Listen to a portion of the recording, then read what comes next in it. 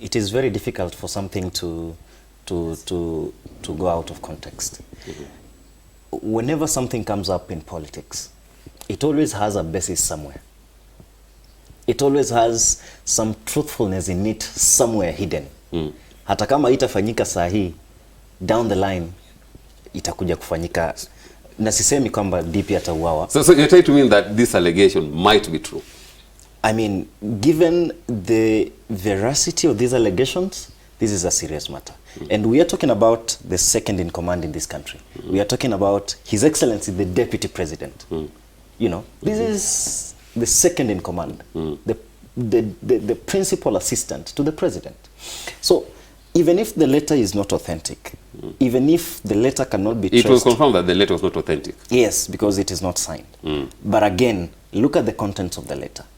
And that's what our investigative agencies must investigate.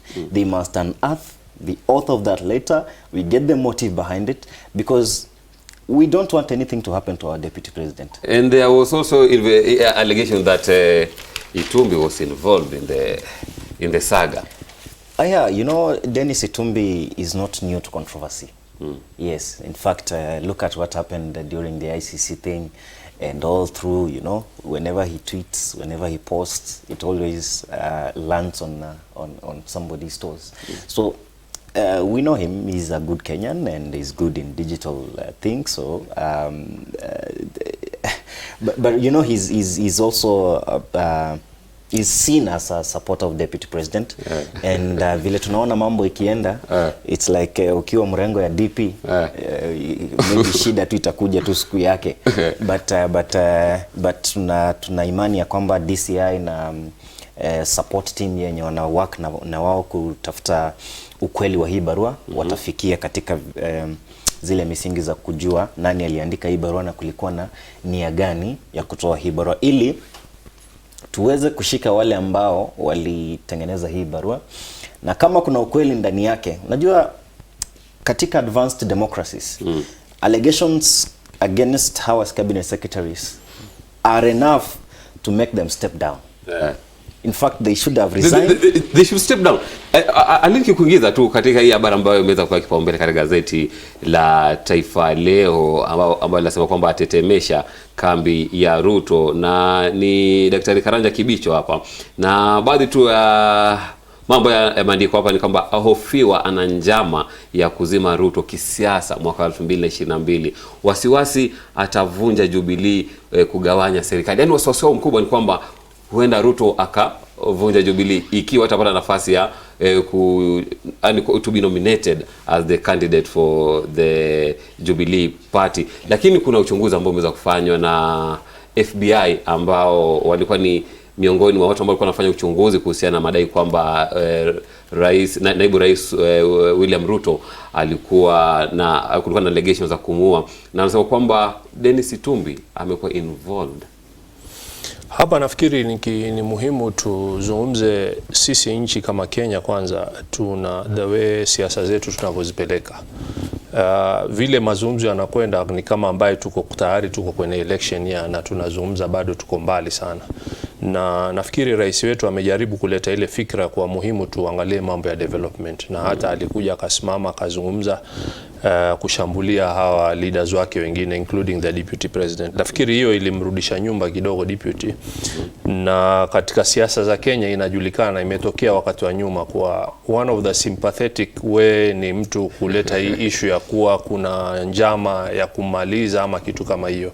Inaweza kuwa kweli ama inaweza isiwe kweli kama alivyosema mwenzangu. Lakini kitu muhimu, ingekuwa bora kwa Wakenya wangeshughulika na mambo ambao yanatuletea mashida mingi tulionao ya nchi, ya kuendeleza hii nchi. Lakini hizi ni serious allegation ambazo zifai kuchukuliwa hivi hivi. Na vile vile tukiendelea naona katika gazeti la Daily Nation, habari ambayo pia imeweza kupewa kipaumbele ni leaders want Uhuru to sack split cabinet. Hawa ni wale cabinet secretaries ambao wanasemekana kwamba walikuwa involved in the allegations assassination of Ruto. Ni kweli, wajua hizo allegation tayari zimechukua mwelekeo ambao kitu kikuwa kimeenda katika sheria ama kikokotini, hatuwezi kuingilia sana, tunaweza toa maoni yetu juu lakini tuache wao wachunguze, tuone pale tutakapofikia. Lakini malengo ni nini? Yani unajua, mtu akisema anataka kumaliza mwenzake lazima tufikirie kama alivyosema malengo ni nini. Kama ni malengo ni ya kisiasa, kuna njia nyingi ya kumfight mtu kisiasa katika party ama katika kuamua nani atasimamia kwenye upresidency unaokuja. Kufikia hadi ya kuwa unataka kumaliza mwenzenu, hapo mumeplay part kubwa sana. Na hii nchi tunajua pale tunakotoka 2007, tukianza kwenda on those lines itatuletea shida nyingi sana, itakuwa ni hatari kweli kweli. Katika swala hilo la cabinet, ukitazama jinsi the cabinet was appointed, it was piecemeal appointment. Wawili leo, watatu kesho. So there was no proper strategy on how to put this cabinet. Was it the right way to go? I don't think, because you have to give your just name your cabinet. Of course there was a lot of lobbying and who to go where, and so that really worked down the president, and that's why he was like to piecemeal appoint the cabinet, segmenting. And I think it is the responsibility of the president to appoint cabinet, and our cabinet as currently constituted, I'm not persuaded it is functional enough to even deliver on the Big Four agenda. What the president ought to do right now is to dismiss this entire cabinet, reappoint a new cabinet without a lot of intents on lobbying. Do you give me this position? It has to be a very open and transparent process where the president at a point Kenyans will help him deliver on the Big Four agenda. Because right now, if you look at the state of our economy, our economy is not working. The National Treasury is giving fictitious GDP growth rate figures, figures that cannot be translated on the ground. They're not realistic. They are not realistic, they are not practical, they are not making any practical sense. Economists will tell you that the figures, the Cabinet Secretary Henry Rotich said that our GDP is at 6.3% growth rate, is false. Do you have any evidence of that? You go to the ground, talk to Kenyans out there, go talk to young people, talk to graduates. They'll tell you these figures, we only read them, but we cannot feel them. The economy is not working. If you They're just on papers. They're on papers. If you want to start a business, that's when you'll start to question that 6.3. The cost of starting a small enterprise is just unimaginable. And we are looking at our universities and institutions of higher learning churning students, graduates into the job market.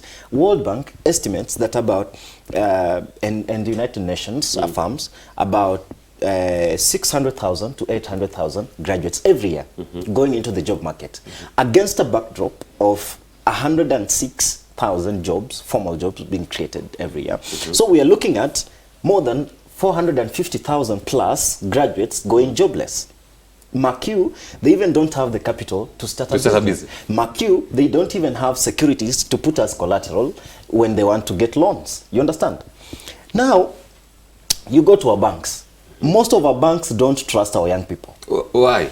Most of our banks don't want to help young people, save for programs such as Tujiajiri and maybe a few others. But a young person walking to a bank, first of all, you're told, bring a 6-month statement. Where do you get such a thing? I think this topic we'll be handling it in our next in our next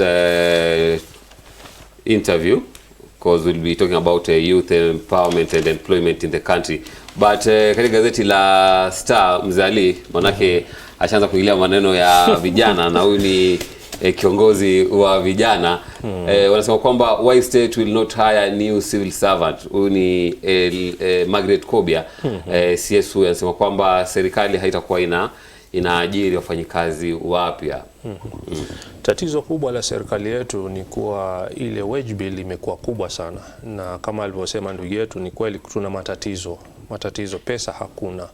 Na moja katika iliyochangia tatizo hili ni hao leaders wetu. Kenya si nchi ya kuweza kuwa na watu kama 47 governors wanachukua mamilioni ya pesa.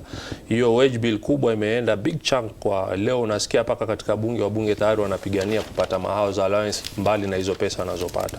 So hiyo imeifanya government inapata shida sasa kuingiza the youth into the system, na kwa sasa inabidi waongojee watu wa retire ambao ni wawili watatu waingie wawili watatu, ambao sasa hiyo transformation inachukua time sana in order for the new generation to come in. So kuna haja ya kuangalia njia gani nyingine tunaweza kutumia.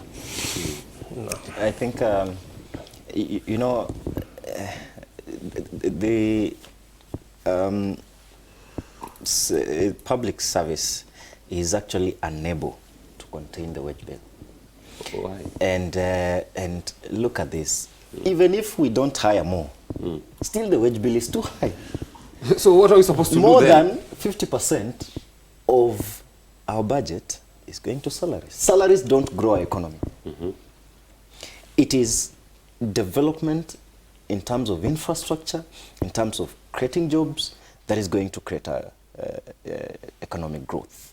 Is the government doing enough to make sure that we have these things like a good economy in the country? The government is taking steps, yes, but their best is not good enough. They need to up their game. First of all, there are a lot of loopholes. Unajua, when you pump water in a bucket, a perforated bucket, that bucket will never fill. Until you tackle that perforations, until you fill the perforations, that's when the bucket will ever fill. So we need to address the loopholes sucking our economy. We need to identify leakage inatokea wapi, and we know corruption is one of them. Wastage, you know, somebody is having entertainment allowance for what? Yet Night millions allowance of Kenyans, in fact, of 18 to 24,000. World Bank estimates that about 40% of Kenyans currently are living under the poverty line. You know, yet somebody under wants, dollar. Yes. Entertainment allowance for what? MPs want night allowance for what? Parliament ends at 6:30. So which night allowance? Mzali, anafaa tuchukue mapumziko kidogo, lakini katika gazeti la Taifa Leo naona sogora wa soka ya Kenya aga dunia, ni mwenda zake kadenge na mpira. Tutazungumzia baada ya mapumziko mafupi. Na mtazamaji, kwa kauli hii ya sogora wa soka ya Kenya aga dunia, tuavuta pumzi kidogo, na tukirudi tutaendelea na uchambuzi wa magazeti. Usiondoke, manake ndo mkopo kama huwa.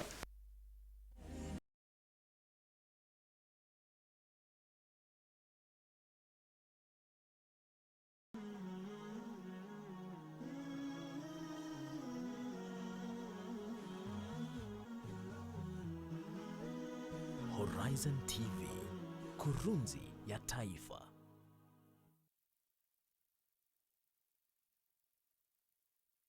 Abu Najma with kids. We learn Quran. We learn Quran. We learn Quran. We learn Quran. We learn hadith. We learn hadith. We learn hadith.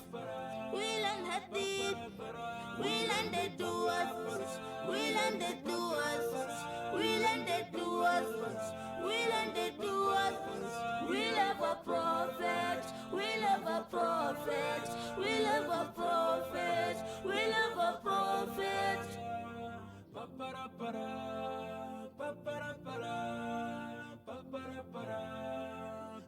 Abu Najma with kids.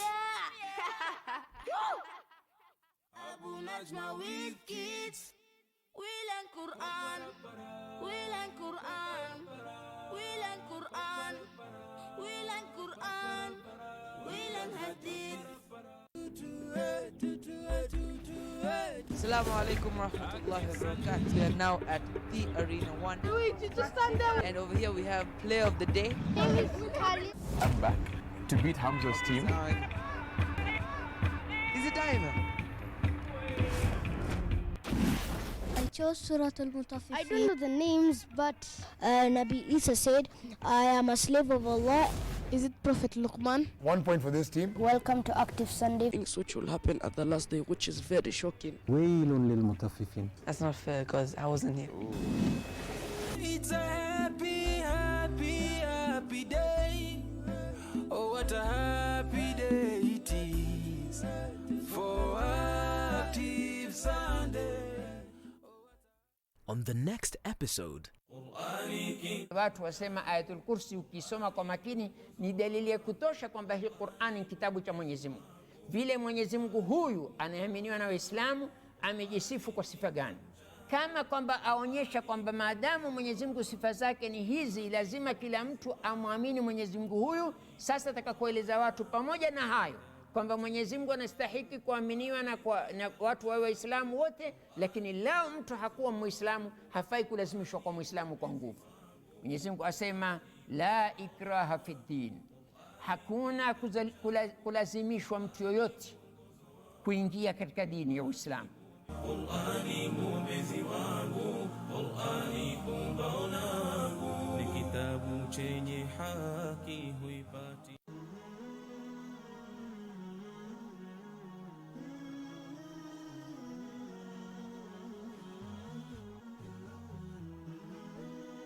Horizon TV, the beacon for the nation.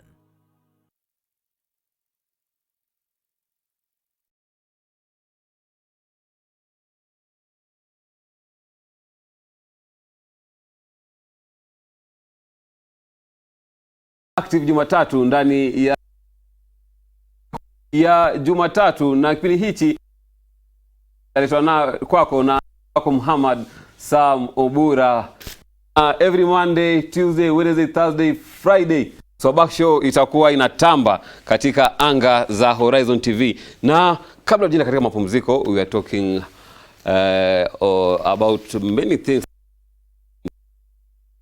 Uhuru to sack, split cabinet secretaries, lakini standard kabla kuweza kumzungumzia the legend Kadenge na mpira. Na katika habari ambayo imeweza kupewa kipaumbele kwenye gazeti la The Standard, a bit different from other top stories in other dailies, anasema kwamba revealed new steps in school admissions. Yeah, unajua wakati during those older days, students were just picking schools for the sake of picking. But now we have come to a time where there has to be a criteria. There has to be set rules and guidelines on how students can pick schools, so that the school you pick is so strategic to your ability to perform. Because as a student and as a parent, you can assess and know this my student is capable of scoring this grade. You know, so other than just picking and dropping anyhow, we need somehow to align our pick so that if my potential is getting an A, then I go for something that I can get. And depending on various capabilities of students, they have to be guided on this process. So I think this is a right step in the right direction, and we really commend the Cabinet Secretary for Education, and we know he's a transformative person, he's a strong guy, and he'll move this sector forward and keep. But my advice to him is not to fill Matiang'i's shoes. Just as the late Kolimo said, I have not come to fill Michael Joseph's shoes, but I'll make my own. We want him to make his own shoes, so that we see this is Magoha, the brand Magoha, than to wear that of Matiang'i. Step nzuri sana ambayo sekta elimu inafanya katika taifa hili la Kenya, mzali. Naam. Nafikiri kwa sisi ambao tumebahatika kuwa na nchi kutoka kitambo, zamani sisi tulokwenda kwenye system ya form 5 form 6 tulikuwa na hiyo system actually. By the time ukiingia form 5 either unafanya sciences ama unafanya arts, so automatically umenarrow in ile position yako ya kwenda university.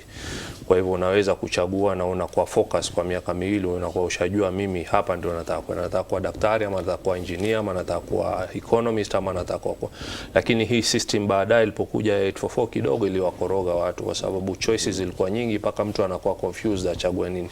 Lakini kama alivyosema mwenzangu, nafikiri sahihi tunaanza kurudi tena kwa focus on what we want to do. Nafikiri hapo tuenda vizuri. Na MP's grid, all eyes now on Kenyatta. Manake wanasema kwamba service bill, Kenya's legislatures are among best paid in the world, taking home more than those in United States, Japan and Britain. But this has not stopped them from seeking more ways to line their pockets.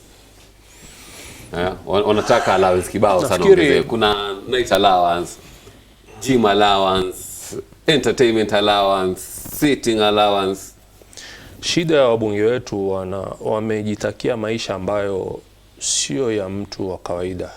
Yani mtu unakuta MP anataka kuwa na helikopta, anataka kuwa na gari, anataka kuishi kwa hali ambayo haiwezekani kwa nchi ya Kiafrika. So inabidi kwanza ilikuwa ni kupigania wapate package nzuri. Imekuwa haitoshi, wakawa wengine wanaiba kwenye corruption na nini. Sasa milango imeanza kufungwa, wamerudi tena bunge, wanaona afadhali tuongeze hii, tuzue allowance hii na njia hii na njia ile ili tupate pesa. Hii ni matatizo. Unless tutosheke na kile kidogo tunachopata, nchi yetu tutaipeleka, na wao ndo wanatakana wawe ni macho yetu wa kuongoza nchi. Sasa ikiwa wao wanaangalia matumbo yao, hao wengine watafanya vipi? Edu, kama bado tutasalia hapa katika ukurasa wa kwanza wa The Standard, MP's grid, all eyes now on Kenyatta. You know, this grid of our MPs is propelled by something. Najua waheshimiwa wakienda huko mashinani, kila mtu anajua tu mheshimiwa umekuja na pesa. Sema mheshimiwa nipatie hii, mheshimiwa fanya hivi, mheshimiwa tuko na hii shida, mheshimiwa whatever. So these MPs are fearing, you know, they want to live up to the standards and expectations of their constituents. When your constituents are pushing you hard to give money, you have to improvise ways of getting more money.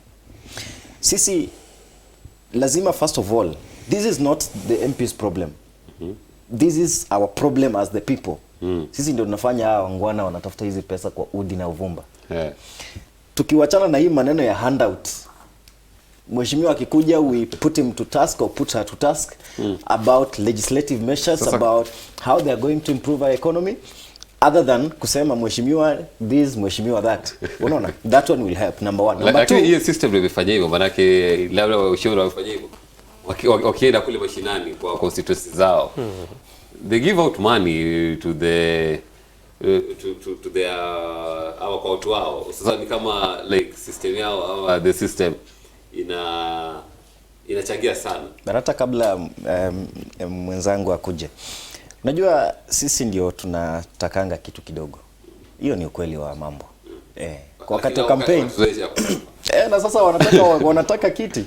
Na njia ya kupata mojawapo hizo njia ni kupeana kitu. Yes. So but again, my point is this. Our MPs want more for nothing, because they are not working and they're paid to well, expected standards. They are not delivering on the growth of our economy. Look, our members of parliament are not even taking enough steps to empower young people in their very own constituencies. And while we say that, I also agree that our MPs have done quite considerably, and they have been a bit remarkable, and we must give them credit because of that. Because if you look at the pieces of legislation they have done, if you look at, you know, the policy measures also they have taken into place. But the problem comes on implementation. That's where the problem comes. Many of them do not even deliver, and many of them actually don't speak on the floor of the House. They don't speak. In fact, records have shown, if you go to the Hansard, you find an MP has spoken 0 times, but they draw sitting allowance. Labda kwa constituency yake. Nafikiri nikiongezea, wajua jambo muhimu ni kuwa tunatakana tuondoke katika kuangalia MP kwa handouts, aangalie kwa ile agenda yake ya development. Kila MP akija anatoa agenda alisema je ameachieve. Na at the moment serikali kuna mambo mazuri imefanya. Kuna pesa ya CDF iko, kuna budget ya governor ile inaokwenda huko mashinani, ushaona. So MP anatakana hakikisha ile pesa ambayo imeallokitiwa kwa ile development atakao ifanyike. Sio mtu umeenda hiyo CDF imejengwa klasi 2 3 alafu kuna ma white elephants tu hapo, unaona. Hiyo ndo the main thing. Hizo mambo za handouts yatakana tuachane nazo kabisa, kwa sababu hapo ndo tunarudishana nyuma, ushaona. Hakuna tunampe mtu question MP wako, bwana wewe ulituambia 5 years nitafanya hivi na hivi na hivi. Wengine huwa mpaka wanasema 100 days nitakuwa nimefanya hivi. Hata the 20 days ikishafika watu washasahau hiyo mambo ya 100 days, unaona. So mtu ameanza hapo anapiga allowance yake na mishahara nyingi tu. Yule anayekuja ofisini yake akipiga kelele apigwa 2000 kidogo ananyamaza. Sasa hiyo hakuna mahali utafika. Buriani kwa gwiji wa soka Joe Kadenge ambazo mwaka 1935 na alitangulia mbele za haki hapo jana. Mchezaji huyu mkongwe wa mzungumziaje Mzee Ali ni mchezaji ambaye umeinukia ukimwona akicheza, ni mchezaji ambaye wakati ambao unacheza mpira amekuwa na mchango mkubwa katika uchezaji wako wa soka.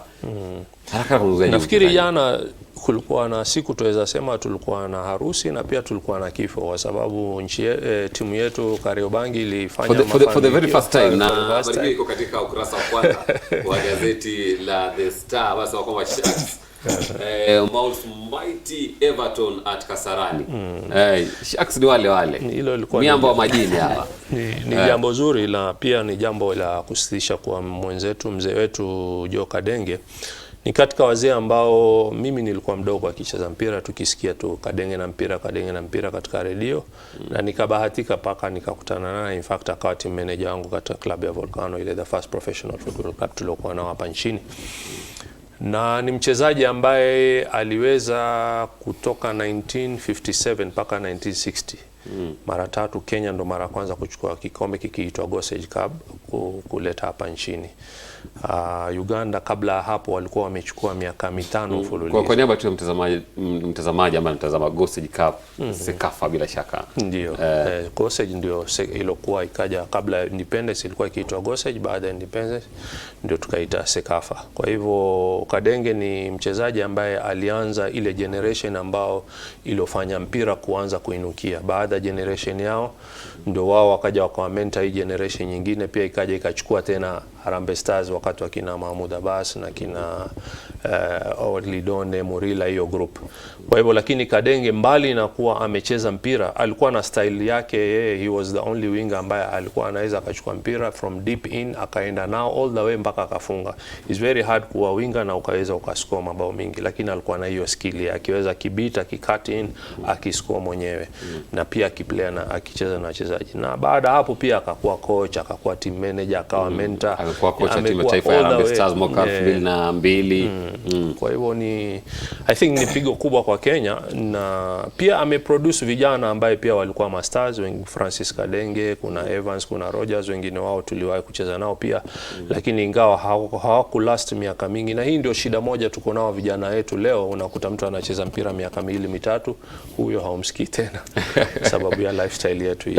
Lifestyle imeweza kubadilisha mambo mengi sana. Kwa swala la Kadenge, labda nikiongeza kitu kimoja ambao hiyo ndio kitu ambao nilikuwa muhimu sana, kwa sababu tunashukuru president, nafikiri si kitambo sana alikuja akamona nyumba na kitu kama hiyo, lakini kuna muhimu serikali ije na fund ya kuangalia wachezaji kama hawa masters wetu.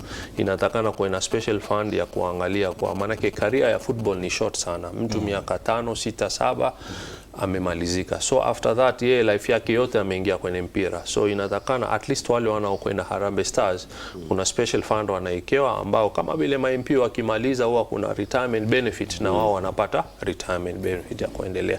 So tungojee paka mtu yuko hospitali ama yuafa ndio tunasema twendeni tukamwangalie tumsaidie. Na itakuwa vizuri sana manake tuweza kumuona alikuwa ni kocha wa timu ya taifa kwa wachezaji wasiozidi umri wa miaka 23, vile vile akiwa ni kocha wa timu ya Bandari, akaweza inao makali timu ya KCB. Richard Shedu aliweza kupatikana na matatizo ya mguu. Ni kweli. Mbali na hiyo, huyu Kadenge striker mwenzake alikuwa akicheza naye ni player anaitwa Alikaju, ndio aliocheza naye. Yuko Mombasa huko, amekaa kwa nyumba ya Kiswahili ile, hana mbele hala nyuma. Hakuna mtu anayemtambua, na he was one of the top scorers wa hii nchi. Kwa hivyo kuna haja kama unavyosema ya kuwe na, especially hawa viongozi wetu wa FKF leo wangeweka kitengo cha kutafuta njia ya kucreate fund ya kuwekea hawa wachezaji kama hawa. Edu, labda tukimalizia awamu yetu ya pili ya uchambuzi wa magazeti, mchango wako kwa mwenda zake Kadenge na mpira, pamoja na page 4 ya The Standard nasema kwamba plan to import maize elicit angry protest. Asante. Indeed, Kadenge is a true legend and is an inspiration to many. In fact, in his honor, the government needs to develop a policy framework around empowering young people. You know, we need to establish football academies and nurture talent. That is also one way of tackling unemployment. We want people to fend for themselves by way of talent, so that earning a living is not just by way of walking into an office or whatever. It is also about using the abilities that God has given us. So in that sense, the government can do a policy framework around it, or even build on the existing ones. On this very sensitive issue, you know, the president launched the Big Four agenda, and under it we have the issue of food security. Food security among the Big Four agenda. The Big Four agenda. And being food security as an agenda we are working on, the Ministry of Agriculture, and in my opinion, has been very sluggish in implementing this agenda. Because if you look at what was happening the previous year, farmers harvested their produce. The National Cereals and Produce Board could not take in the produce in good time. Farmers had to line up, and you know, and that process was just convoluted and too lengthy.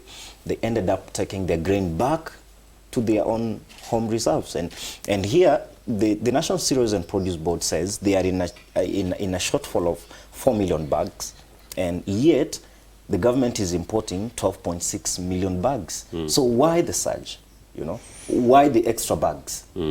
Is there a conflict of interest somewhere that we don't know? And yet, farmers still are keeping their grain at home. So before we build other economies out there, under the directive of Buy Kenya, Build Kenya, you know, the government must lead by example.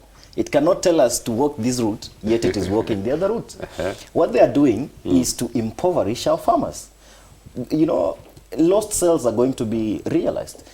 People invested in agriculture. What can you advise the government then? The government knows what to do. They know what to do. They know what to do. Why Let are they them not tell doing farmers, it then? bring forth the grain you have. So that first of all, we buy local grain. And then once farmers have depleted or exhausted their grains, and by way of selling to the National Cereals and Produce Board, and then the Produce Board will say, come out public and say, now we've bought maize from farmers, or we've bought grain from farmers, but now we still have this shortfall. And then the government should take step and say, now, because we have this shortfall, let us develop plan of importing. And as I wind up on this issue, if you critically analyze this issue of importation, of especially maize and sugar, there is always conflict of interest propelling this importation. And look, this directive of importing 12.6 million bags, these bags are going to be duty-free. That means somebody is going to bring in maize so cheaply. Let's take a short commercial break and we'll come back and continue with the issue. Mtazamaji, tutazama kidogo na tukirudi tutakuwa tunaangazia swala hili kwa kina. Nini kinafaa kufanywa? Amesema kwamba serikali yajua jambo la kufanya. Baada ya mapumziko mafupi, tupatane.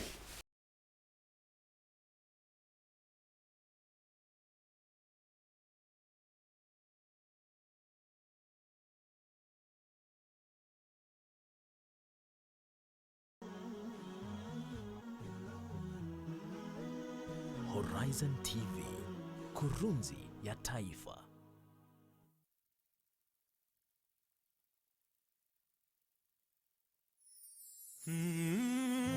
Walk with us as we tell you the stories of our society. Wengine atavaa mtandio kichwani, utafikiri ni kijihandkerchief. Enzi za wakati wa kusema ati alisema, akasisitiza, akihutubia wanahabari, enzi hizo hazipo tena. Kuchimbua na kunakili matukio kwa undani. We want to create current awareness, ranging from adventure, human interest and inspirational stories, ili kuweza kukuelimisha, kukuburudisha na kukubumbuisha. Words have been said, but now it is time to lay the foundation that will impact the world. Terrorism is terrorism, no matter who is behind the trigger.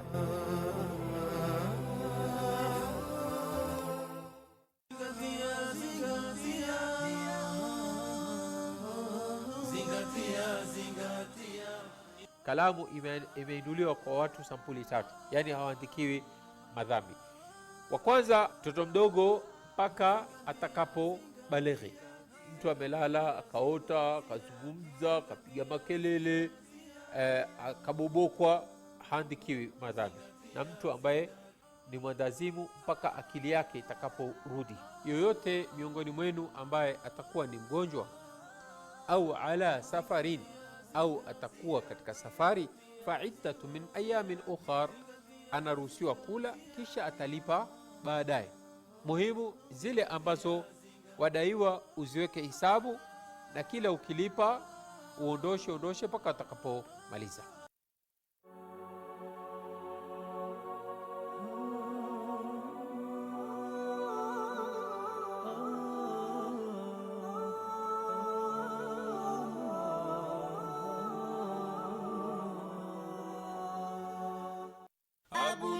with kids. We learn Quran. We learn Quran. We learn Quran. We learn Quran. We learn Hadith. We learn Hadith. We learn Hadith. We learn Hadith. We learn the duas. We learn the duas. We learn the duas. We learn the duas. We love a prophet. We love a prophet. We love a prophet. We love a prophet.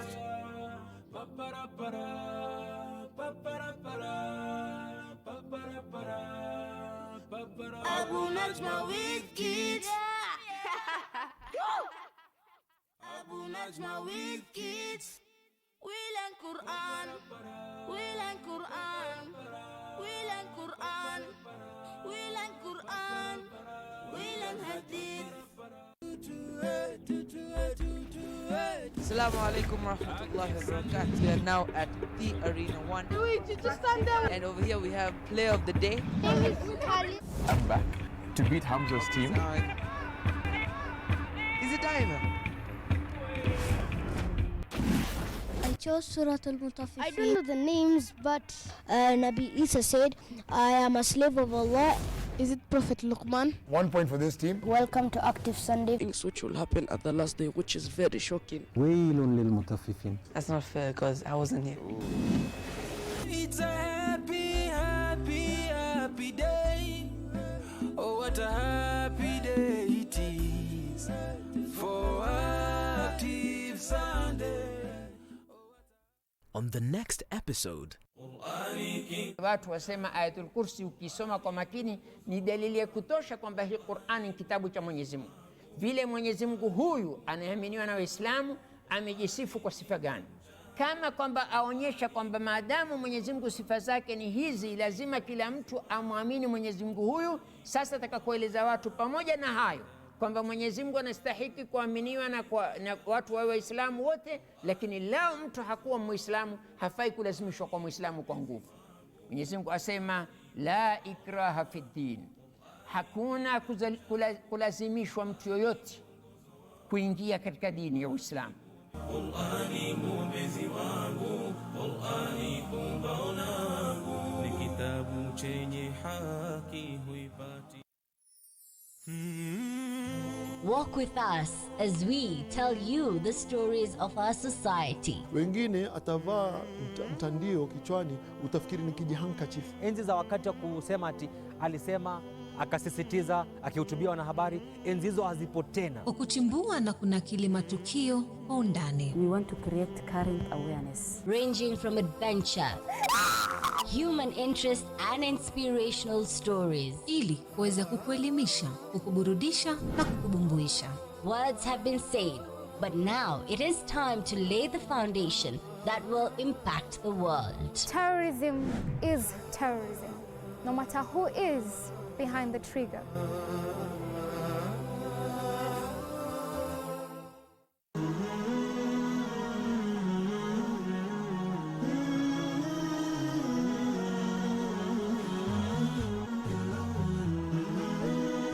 Horizon TV, the beacon for the nation.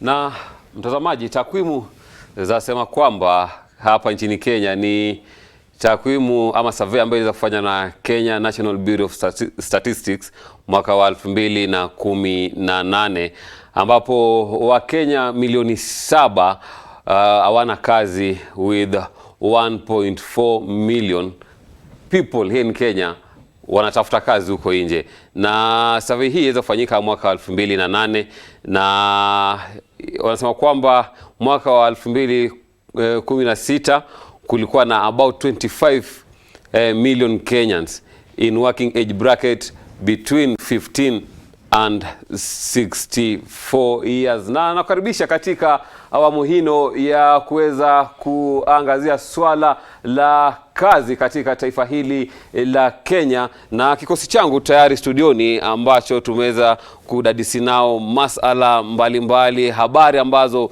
zimekuwa zikipewa kipaumbele katika magazeti yetu hivi leo. Na Edu, rate of employment in Kenya, yani tudhani kwamba with the coming of new constitution, ugatuzi, majimbo hizi, kwamba kutakuwa na nafasi nyingi sana za kazi na hii rate of unemployment itareduce sana. Lakini from 2010, 2018, 2019 sasa tunaona kwamba a lot of Kenyans bado wako kule nje wanatafuta kazi.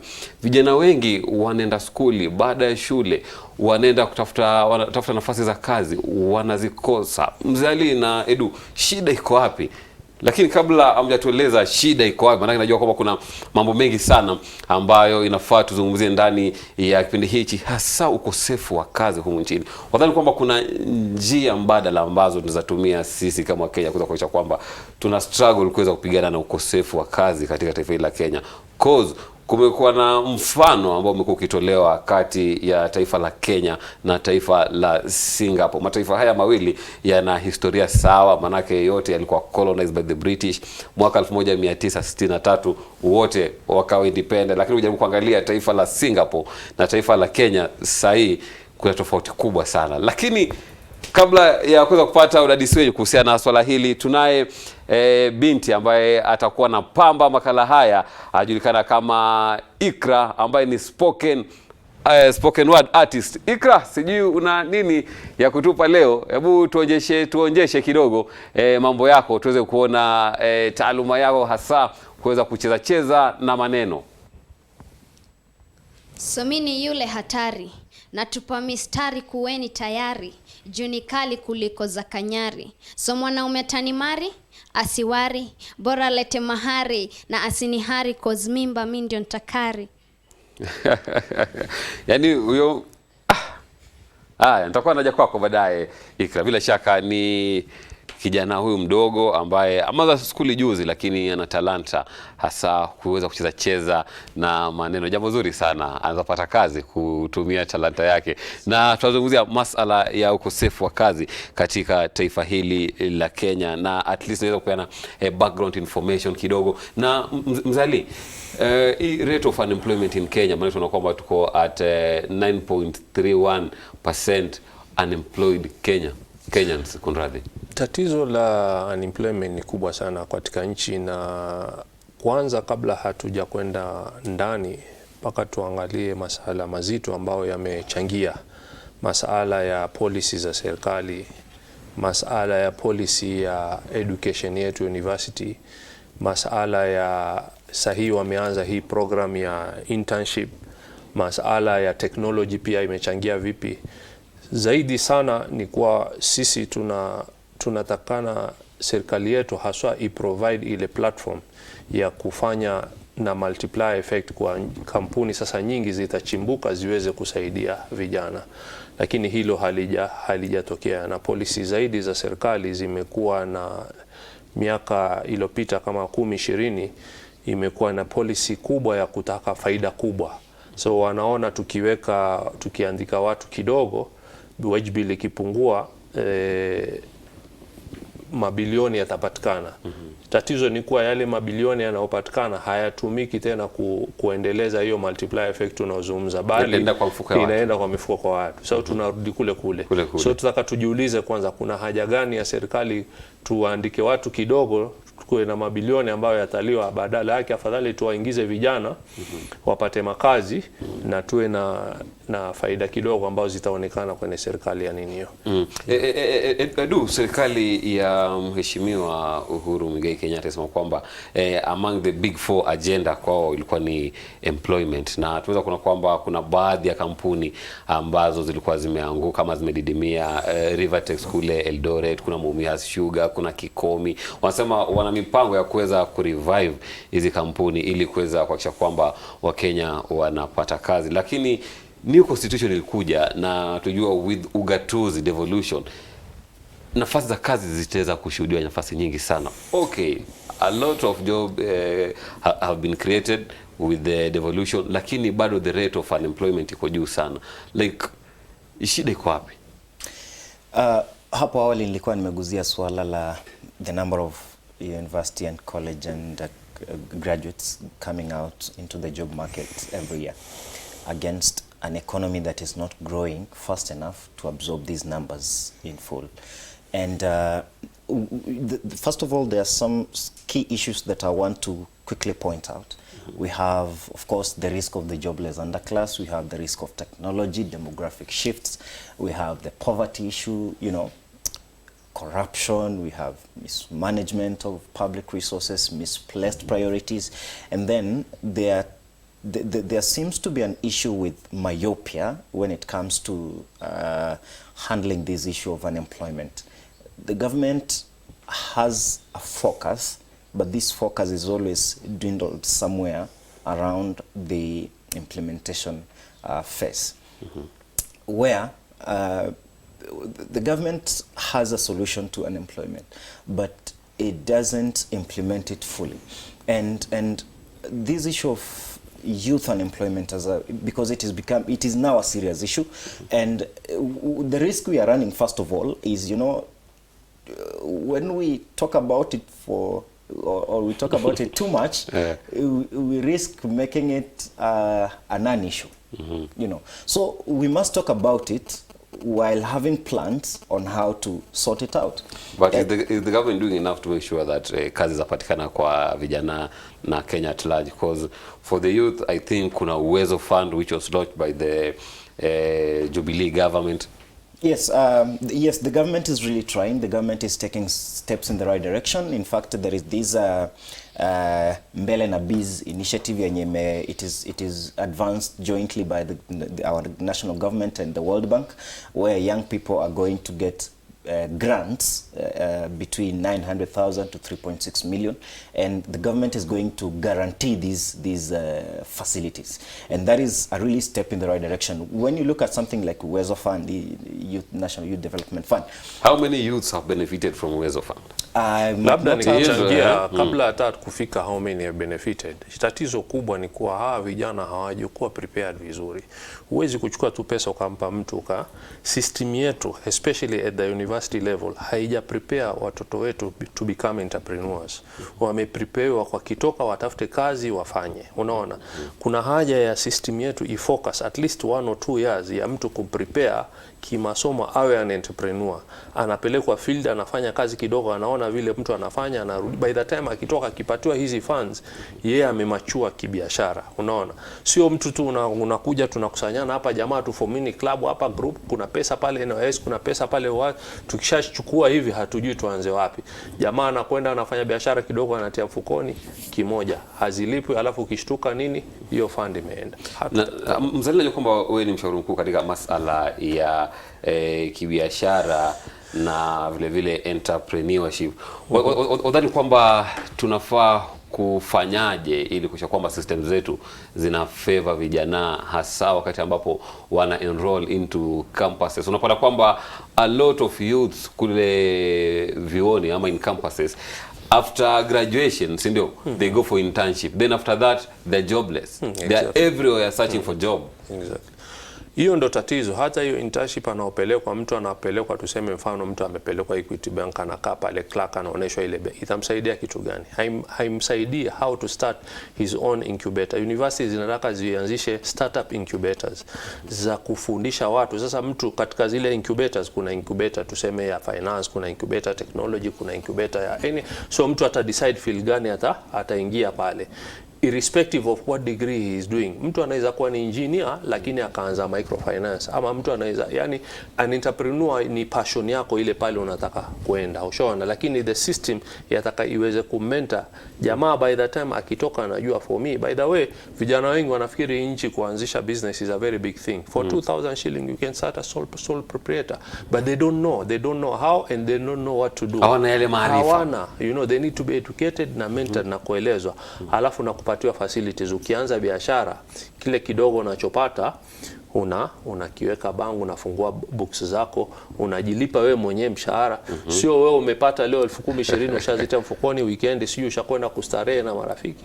So hizo vitu polepole wanatakana wafundishwe. By the time akipelekwa kwenye hiyo fund, awe ako prepared. Hiyo is one of the big problems. Edu, is our education system failing us? The education system is leaving students to think on their own. I think it has not been comprehensive enough to prepare students for the surges of life. And it is largely exam oriented, as long as I sit for my exams and pass, that's it. But put a graduate to task after graduation, they lack the what skills. Next? Yes, what next? Put a graduate to task. And the thought that we are having is this: at, let's say, at 3rd year or at 4th year, let universities have their students develop business plans, so that once you graduate, you already have a business plan that when you come across a grant or a loan facility, you can implement that plan.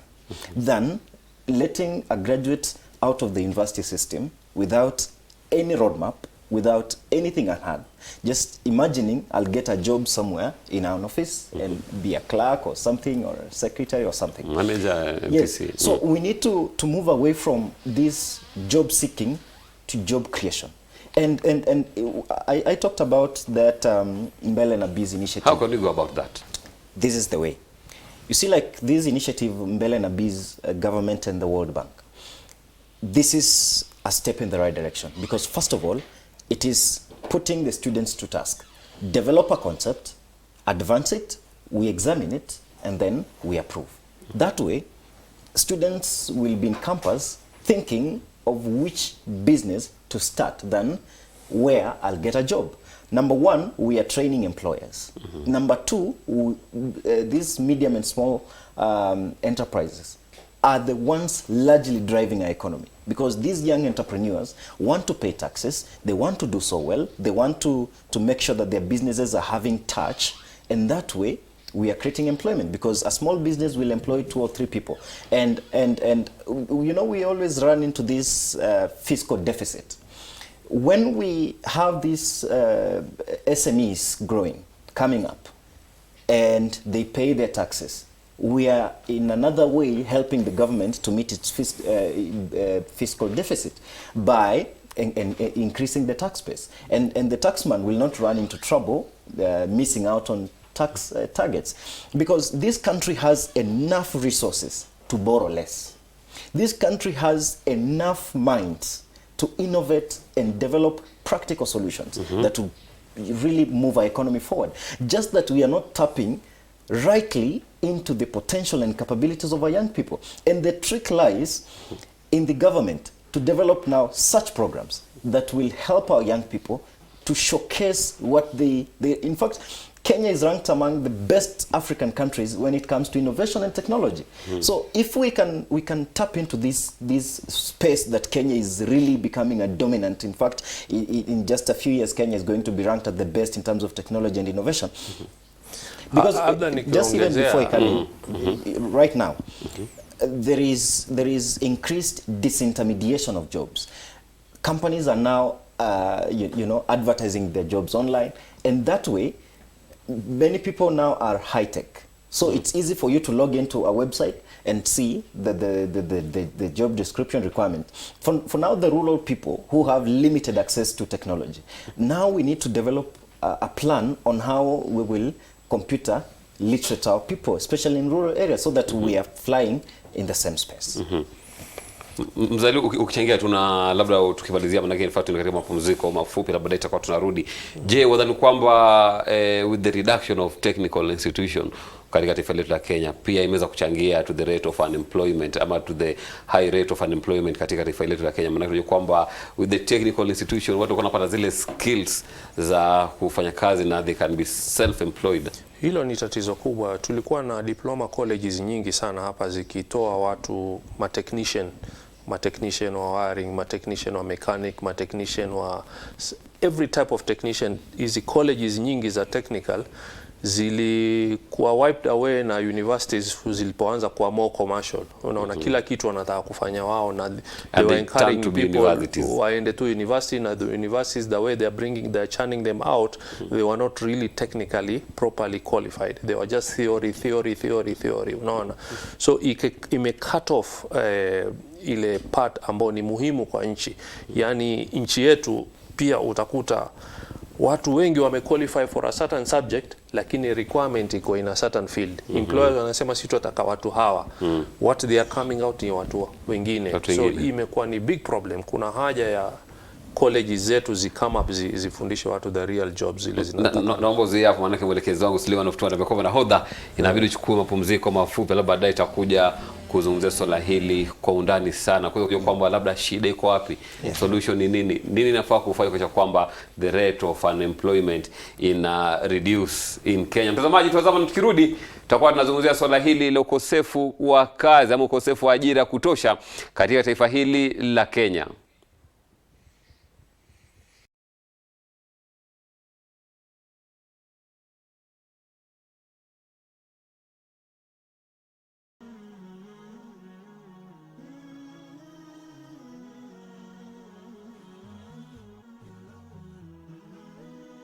Horizontv, kurunzi ya taifa.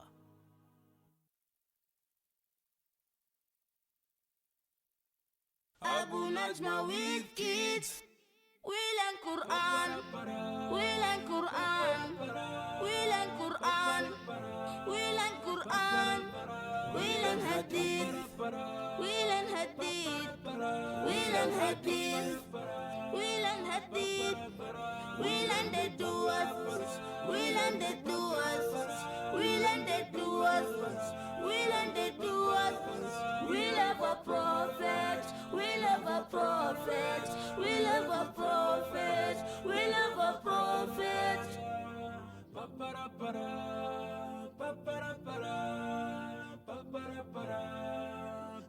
Abu Najma with kids. Abu Najma with kids. We learn Quran. We learn Quran. We learn Quran. We learn Quran. We learn hadith. Assalamu alaikum warahmatullahi wabarakatuh. We are now at the Arena 1. And over here we have player of the day. I'm back to beat Hamza's team. Is it time? I chose Surah Al-Mutaffifin. I don't know the names, but Nabi Isa said, I am a slave of Allah. Is it Prophet Luqman? 1 point for this team. Welcome to Active Sunday. Things which will happen at the last day, which is very shocking. ويل للمطففين. That's not fair because I wasn't here. It's a happy, happy, happy day. Oh, what a happy day it is for on the next episode. Watu wasema Ayatul Kursi ukisoma kwa makini ni dalili ya kutosha kwamba hii Qur'ani ni kitabu cha Mwenyezi Mungu. Vile Mwenyezi Mungu huyu anayeaminiwa na Waislamu amejisifu kwa sifa gani? Kama kwamba aonyesha kwamba maadamu Mwenyezi Mungu sifa zake ni hizi, lazima kila mtu amwamini Mwenyezi Mungu huyu. Sasa atakakueleza watu pamoja na hayo kwamba Mwenyezi Mungu anastahili kuaminiwa na watu wa Waislamu wote, lakini lao mtu hakuwa Muislamu hafai kulazimishwa kwa Muislamu kwa nguvu. Mwenyezi Mungu asema la ikraha fi din, hakuna kulazimishwa mtu yoyote kuingia katika dini ya Uislamu. Qur'ani mwombezi wangu, Qur'ani kumbao langu, ni kitabu chenye haki huipati.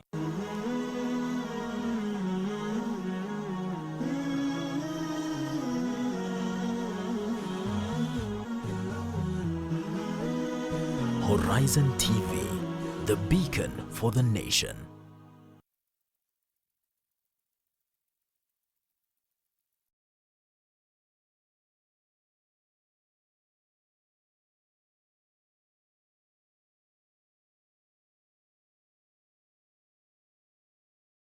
Tatu active Jumatatu. Je, active Jumatatu iko vipi? Basi wazapigia simu katika nambari ambazo zipo chini ya runinga yako, ama utumie ujumbe mfupi kwa nambari 21951 21951. Je, wadhani kwamba hii rate of unemployment inaweza pungua katika taifa hili la Kenya ambalo liko na high percentage ya watu ambao wako very innovative? Na Mzali, kabla tuja katika mapumziko mafupi, tunazungumzia masala ya vio vetu vya anuai, yani technical institute, ambazo kwa namna moja ama nyingine hapo awali zilikuwa zina provide hizi technical skills ambazo zilikuwa zinasaidia watu kuwa self-employed rather than sahi ambao unapata kwamba wanafunzi wengi wana prefer to go to the universities, then after graduation there's nothing. Ndio hiyo, kumekuwa na confusion sana kwa sababu students wenyewe kila mmoja anafikiria tu hiyo line ya kuingia university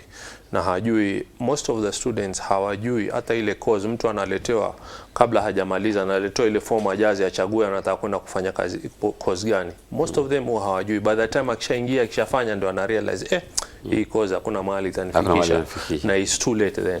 Lakini hizi colleges zetu, hizi middle level colleges, they are technical colleges ambazo zinatusaidia sana ku provide much needed skills in the country. Ushaona, hizo ndio chimbuko la nchi yoyote ambayo inatakana. Hapa middle level ndio mahali ambapo kunaweza kutusaidia kutufikisha mbele, kwa sababu middle level colleges ndio chimbuko la nchi la development yote, hapo ndio inatakana. Huko kwenye university sasa ni wale kidogo ambao tutataka wafike wawe maprofesa, ma lecturers na kuleta policy, lakini hapa katikati ndio kuna haja ya kuendesha nchi. Hapa pakiwa pako sawa, then huko kwingine unakuta mahali nchi inatakana kwenda kutengeneza magari, sio kutengeneza makompyuta, sio kutengeneza malaptop. Ni hapa katikati. Ikiwa hatuna ujuzi hapa, sisi sote tutakuwa profesa sisi. Sote tutakuwa. Nataka tuanze hili swala la internship katika kampuni zetu humu nchini. Najua ni swala ambalo ni swala zuri, at least kwa kupea experience kwa wale vijana, lakini unapata kwamba pia latumika vibaya. Lakini ni mlete mwanadada wetu ambaye kama Ikra. Asalamu alaykum. You good? Mama zuri. Habari ya usanii. Wangangana nayo. Wangangana nayo. Maana najua kwamba mwezi upi waingia campus? September. Kozi gani? Journalism. Utakuwa mtangazaji kama Nahodha Muhammad Obura. Na bila shaka ulianza spoken word lini? Nilikuwa naandikanga tu, but kuperform on stages nimeanza this year. This year. Imekwaje? Tunangangana tu nayo. So far so good. Yeah. Ali, talanta hii employment tayari ndio washajiajiri, maana keshaanza kuperform, lakini ajenda ta campus bado. Ndio hiyo sasa, wanakuta such talent so many times inakuwa hatuna tools za kuitap. Unajua mtu anaweza kuwa na moral, anaweza kuwa anajianzia mwenyewe mtaani, katika youth level, katika school level, lakini baada hapo nobody tapped it. So with the time, maana ile motivation inaenda, anakuwa occupied tena na mambo ya skuli na journalism na nini, hiyo kitu inaikwa kando. Ukishtukia watu wameinukia na zile real talent ambao wako nao potential, imewachwa njiani on the way. So ishara kwamba labda tulikuwa na hizi middle colleges ambazo ndo key katika taifa. Talanta kama yake hii ingekuwa rahisi sana kuweza kuikuza. Hebu tupe kidogo. The Somali Iron Lady, my mother ndo AK47. Vile mi hushoot hizi words na ni conk design zina spread fata kuliko marashi. So we usini judge na gender, unafaa kujiuliza ka gender deliver. So for long nimekuwa nikiandika lakini wengi hawajabambika, na for long pia nimekuwa nikianika lakini wengi hawajasaidika. Though sija I give up, si hii life imejana mabucks, ati dog bucks, flashbacks, backbites, but zote ziko na essence ya past. So I'll never give up. Na your life is full of mountains, so hata come so much poor of dreaming of greats. Ati jusi afford cash ya kumake up my face, but hata bila foundation on my face, I can destine my future, so long as niko na better foundation kwa my own life. So for a better future ndazidi kupray, and never pray on others belonging, cause I believe in God. Sitaji any taji cause God amenipa vipaji ki-nameless, na one day my name itatajika ki-countless. So tamnipe hopeless, sitaja feel hopeless, cause hope yangu ni full, that is niko hopeful. So sina mister but God kanipa mistari, that's why na pass message na mvuto zinawacha zima massage ka pasi. No wonder wananitaga Iron Lady. So sifanyagi poetry GFM, ni watu tu wanapendaga my name. So goal yangu ni kuinspire hao wengine na acha wame expire. Na si ati nilianza life ikiwa juu, nilianza life ikiwa chini, but sahi nazidi ku get better. So amini wewe ni star hata kama bado huje shine. So najua tu star ushine usiku tu, so I consider kujinaife. Mashallah. Amesema kwamba hana mister lakini ana mistari. Sasa usimulize mbona nahodha usema kwamba ana mister lakini ana mistari underscore, lakini talanta hino. Yeah, talanta ziko. Vijana wetu wa Kenya, they are just amazing. We have determined, dedicated young people who, when they are directed accordingly, they get incubation centers. How can we nurture this talent? You know, first of all, ana represent my youth kibao kule mitaani, unaona wana talanta nakwambia mob sana, lakini sasa shida wanatembea sana kule mitaani, wanaanza kwamba nahodha okay, mimi na hii talent, mimi najua kucheza boli, mazee mimi naimba na shida, unaona mimi ni spoken word artist, lakini sasa shida platform utapata wapi mimi? Yes, platform ndio the question, kwa sababu wakati unamaliza kusoma lazima upate the space ama mahali ambapo you will practice what you have learned in school. Ambapo ni utakuwa ni internship. Yes, like her and many other Kenyans out there. And when I was giving my submissions on this, the demise of Joe Kadenge, like for those people who are into sports, we need to build these, you know, the academies to nurture their talents. We need also to, you know, develop a space on how such talents can be tapped into. Na pia those people who've made it already can, build centers that can train and, you know, develop such people so that they live up to their full potential. You know, such talents really enrich the name of this country. Now, what we just need to do as a country is to pull together. We just have to live up to the true meaning of the word harambe, pulling together, so that we are our brother's keeper. We're pulling each other up, and the many young people there who are loaded with talent, potential, skills, and they are having no prospects on how they can implement them. What you're telling them is time is coming, and it is really coming fast. They will really have enough space to become what they must be, because even the government is in the process of developing measures on how it can tap into the talent and potential of these young people. When we have such grants and in place, you know, you can take a grant and start a business of your own, like this one, you know, seme like anaweza anzisha that center pale ambapo anaweza kuwa analeta watu wengine, ana train watu, na of course mentorship programs, kuna these yearly and so many others who are really mentoring young people and helping them to discover who they are. Acha tu katika topic yetu ya discussion ambapo ni internship in companies. Mzee Ali, tunajua kwamba many companies want to provide internship programs for graduates from campuses. Na immediately after the internship period is over, the graduates inabidi warudi mitaani, they have nowhere to go to. Because wakija kutafuta kazi, the only thing they can be given ni kwamba we can give you internship program here. Or kwamba are we going wrong somewhere or shida iko wapi? Hii fikra internship ilikuwa, the original plan ilikuwa ni fikra nzuri ya kusaidia vijana wapate experience ya kufanya kazi ama na kulearn namna ya kuanzisha kazi zao wenyewe. Lakini some employers wamechukua advantage ya hii. Imekuwa sasa wao wanapata free manpower ambao hawailipi. Mtu anakuja miezi 3, 4, 5, 6, ushaona. Wakitoka hao wanawaleta wengine. In fact watu wajua, yani most of the students wako in such a high demand ya kupata some training that akiambiwa tu kuna intern mahali, yeye hata hafikiri kulipwa anything, anajua mimi nitapata experience pale, so anakwenda. So kuna haja ya employers yani wawechukuliwe kama management trainees ama trainees kwenye ile kampuni, ambao baada muda fulani akisha qualify, akishajua, wanaingia into the system, wanaendelea, sio tu kuwatumia alafu na kuwadump kama vile wanavyofanya hivi sasa. Na tunajua kwamba kuna census ambayo itakuwa inafanyika mwaka huu, na gavana wa Kirinyaga Anne Waiguru ameisi serikali kuweza kuhakikisha kwamba watu ambao wanasimamia shughuli hino ni those people who are not employed, cause kuna tetesi kwamba even the employed people have applied for the job. Wadhani kwamba issue kama hii ambayo inatokea once in a while inasaidia kuwapa vijana ajira japo ni kidogo?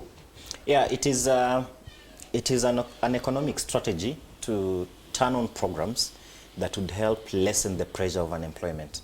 It also helps to spur growth and development. Pia, it keeps young people hopeful that the government is concerned about us. In fact, not having this census item in mind, when there is unemployment as a prevalent issue, many governments would turn on programs systematically, all right, to, let's say, for a year or 6 months, to just bring young people on board, to tell them, hey, look, we are concerned about your situation, and we as government, we are turning on programs that will help you get something. Because if you work for 6 months and you're told this is not a long-term job, it is short-term, so please plan yourself. That salary you're getting, you can strain yourself a bit to save enough that by the time that program is being turned off, you have at least something to start a business that will keep you running. So our government is not completely blind on this item or issue of unemployment. Really, the government is concerned about it, and we really can feel the concern. And what the president ought to do more is to instill confidence in the private sector, because development is both public and private advanced, so that private institutions will trust young people. Let banks open up doors to young people to get loans, you know, to get these business startup funds, so that nobody with an idea is locked out, so that we get as many young people on board as possible, and a young person would want to do if I just I think on that Mzee alisema kwamba our education system kidogo zinatufail pale, because as young people, like wanasema kwamba bank hazijafungua milango, lakini je, vijana wako tayari kuweza kuanzisha biashara? He gave us an example of 2,000 shillings. You can start a business with 2,000 shillings. And imagine, tukiweza kupata mafunzo mazuri kutoka kwa vyuo vyetu, basi I think it will be a good move maybe for the banks to give loans to the youth, because they know that kitu ambacho nitakufanya is a good thing and they have idea of what they are going to do. Mimi nikichangia, kuna sana vijana wetu wanazungumza masala ya finance, masala ya pesa, lakini pesa si tatizo kubwa katika nchi. Hata hiyo program ya census inaokuja, vijana wengi watachukuliwa na watapata kazi, watapata ajira. Lakini mtu baada hiyo census amepata 100,000, 200,000, 50,000, he is not prepared.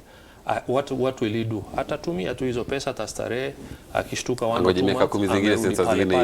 you see, but if they are again prepared, unaona, wale wanaochukuliwa for census, for example, iwe is a strategy, wana commented after that, what can you do with this money, you know?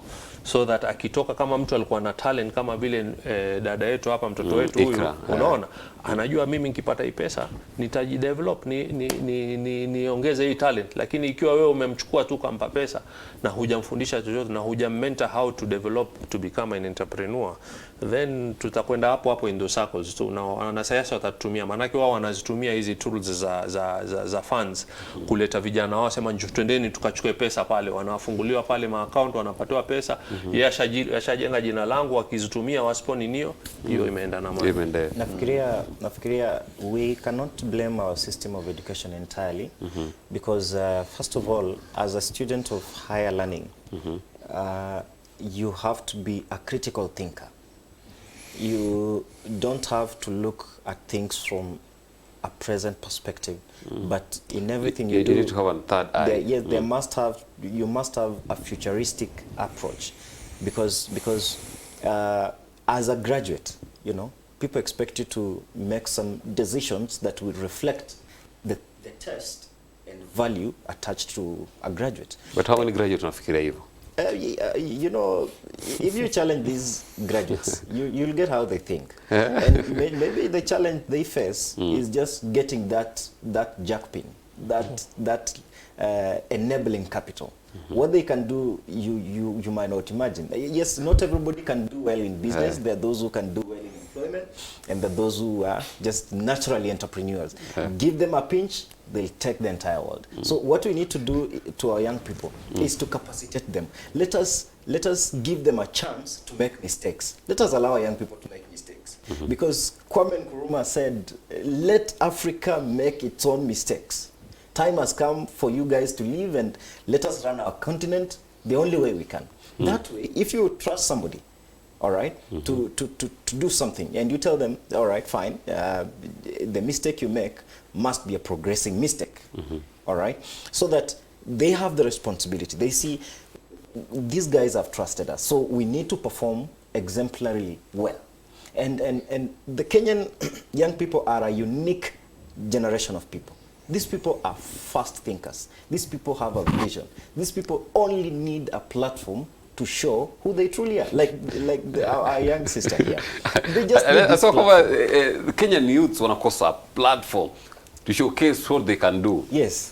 Mimi sikubaliani na huo ndugu yangu. Unajua, you see, angalia juzi hapa wiki 2-3 kumekuwa na fujo sana, sijui Chinese wameenda wanauza mitumba, sijui wa Tanzania wamechukua biashara zetu. How can that opportunity, kama ingekuwa wa Kenya wamechukua hizo this opportunity in Kenya, lakini leo kuanzisha kazi ya kufanya mitumba, how much do you need?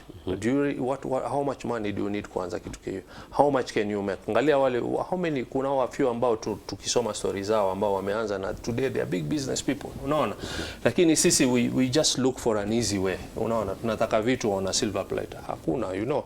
Na ukweli ni kuwa hizo mtu akitoka nchi ya nje, hawezi mchina kutoka all the way from China aje aanze kuuza mitumba unless ameiona ile opportunity, kuna gap pale mtu ameiacha. Acha mimi nikiweka vitu vangu hapa nitauza. Had we use that opportunity to vizuri, hakuna mtu ataingia hapo nini. So we need to tap on, we have the talent. I agree with you. I agree with him also. There is just a small link imemiss. Unaona, hiyo link sasa ndio hiyo tuipolish kidogo in terms of government policy, in terms of mentoring, in terms of also showing them your passion. You can do it. You know, this is where to start. If you want to reach there, you can start here, then you reach there. Problem yetu ni where to start, unaona. We want to start at the top. That's where shida tunapata. In fact, ameguzia swala la China na ningependa kutoa mfano huu. Najua China is not a developed economy. Yes, according to World Bank. China is a growing economy. Yes, very it's a growing economy. But again, you cannot compare their economy to our economy. All right? They are a bit advanced when you compare both economies. So, if a Chinese can come all the way from China to go and sell mtumba miles away to come and compete with our local entrepreneurs here, or young people here, to sell the same as taking a university student back to high school to compete with those students. Outrightly, the university student has an advantage. Of course, the student will beat the high school student. So we do not support Chinese coming to do what local people are doing here. That one we will not allow. Because, first of all, Chinese people are bringing in very cheap products, you know, and of course, we Kenyans, most of us have this culture of going for the cheapest. And of course, Chinese are offering it like at a throwaway price. So that is denting the effort of our young people selling in Gikomba. And that one must never be allowed in this country. Unajua kusema hivyo kuna kampuni nyingi kuna kama kampuni ya Kikomi kule Kisumu ambayo yashughulika na masuala ya utengenezaji wa nguo nini and everything. So with the reviving of Rivertex company in Eldoret, wadhani kwamba they'll still get a lot of challenges trying to come back to the market venye walikuwa kitambo? Unajua, number one, the production cost in this country is just so high. Kenya Power is our problem in this country. Kenya Power is our problem. Companies charge too high, not because they want to make more money, but because the cost of production is high. Look at the cost of power. In Ethiopia, in fact, a unit cost in Kenya, all right, in Ethiopia, we are about 24. In Ethiopia, it's about 4 or 5. That's almost 4 times we charge our companies. So, when the cost of power is too high, everything else goes up. Yes. And then we look at plants and factories relocating and setting base in other countries that have favorable power charges. So if we can address the issue of power, number one, companies will have a lot of money to save. Number two, companies will have enough money to invest in infrastructure. Number three, companies will have more money to plow back into the economy. But when we are giving these monies that are supposed to create additional employment opportunities to our young people, giving it to Kenya Power to do, I don't know what they do with it. Kenya Power, in fact, have refused. In fact, not Kenya Power. The government has refused Kenya Power, the government, to demonopolize Kenya Power. This Kenya Power must be demonopolized. It's a sole proprietorship. So that we have private farms coming in to provide alternative sources of energy. It's safe to say wind power. So that there is competition. We say Kenya Power are charging 24, the other one is charging 16. So we go for the cheapest. I think we're running out of time. Maybe tukimalizia Mzali kwa sekunde za kuhesabu, what's the way forward now to reduce the rate of unemployment in Kenya? I think kuna haja ya kuna mambo mingi, lakini muhimu zaidi kama nilivyosema mbeleni ni vijana wetu wapatiwe zile tools za kuweza kutumia zile talent ambazo tayari wanazo kuzi expose. Lakini kama hii ninio umeitaja ya Kikomi, hiyo ni sekta kubwa sana ambayo nchi hatukiitap vizuri, kwa sababu hizi industries kama Kikomi, Rivertex na kama hizo, utakuta kuwa mambo mingi yanatokana na ile cotton yenyewe, raw material hakuna enough in the nchi. Hapo kuna opportunity kubwa vijana wa mental how to start a farm in cotton industry. Hata EPZ sector yetu leo, kuna kampuni za EPZ hapa Athiriwa zina produce up to 2 million units of cloth per month, wana export to US, lakini raw material yote inakuwa imported. So you can imagine wewe ukivisualize kama tungeweza tuka expand hiyo cotton industry pale mahali tunaweza fika. Kwa hivyo opportunity ni kubwa sana. Shukran sana Edu, for 5 seconds only. Asante. This unemployment issue is an issue that is that can be addressed with finality. The government should just keep developing programs that are less stringent and that are within the reach of young people. And we increase employment opportunities. We are growing our economy. We are going to grow our GDP by double digits. We are going to make sure that families have got a salary at the end of every month. We are going to get our young people into universal health coverage. We are going to increase social services. Many young people are going to enroll to these social services programs, and that is going to earn government more money, improve our services, and make sure that everything is flowing as it should. Thank you.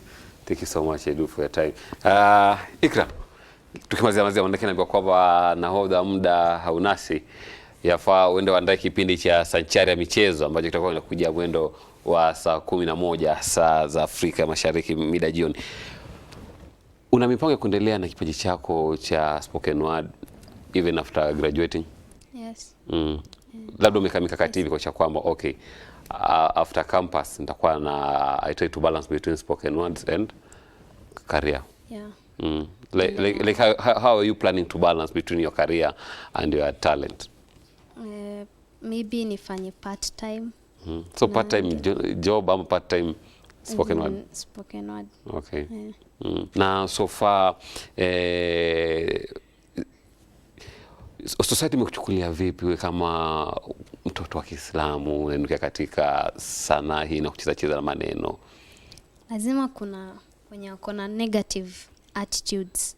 Lazima hakuna mtu mwenye atakupenda yani 100%. Kuna wenye wanasema huyu anajifanya maybe tukaa hiyo, na kuna wengine wana take kama in positive way. Yeah. Na labda kuna any challenges ambazo umeface maybe from the family, friends, nini? Family imekupa support? Family wamenipa support. But maybe my haters tu yani. Wewe zambia nini my haters kule nyumbani? Waambie. Ongea na my haters. So I'm the stainless lady, siwezi rust. Rhymes ziko kwa impulse. Cheki, I'm the pacemaker, I'm the pace setter. No wonder nowadays wengi wana look up to me. Asante sana, shukran sana Ika kwa watu wako. Shukran sana Mzee Ali, shukran sana Edu kwa kuweza kufanikisha kipindi hichi cha Active Jumatatu Swabah Show for the very first time ndani ya runinga ya Horizon TV. Na kutoka kwangu nahodha Muhammad Samubura na kwa sasa, lakini nakwambia kwamba usahau kuungana nami mwendo wa saa 11 ndani ya kipindi cha Sanchari ya Michezo, na kesho mwendo wa saa 2 hadi saa 4 utakuwa naye kijana ngangari machachari kweli kweli ndani ya Tuesday Tech na Yusuf Farah. Tupatane siku ya Jumatatu kwenye kipindi cha Active Jumatatu, lakini kwa wapenzi wa soka mwendo wa saa 11 uwanja ni wetu.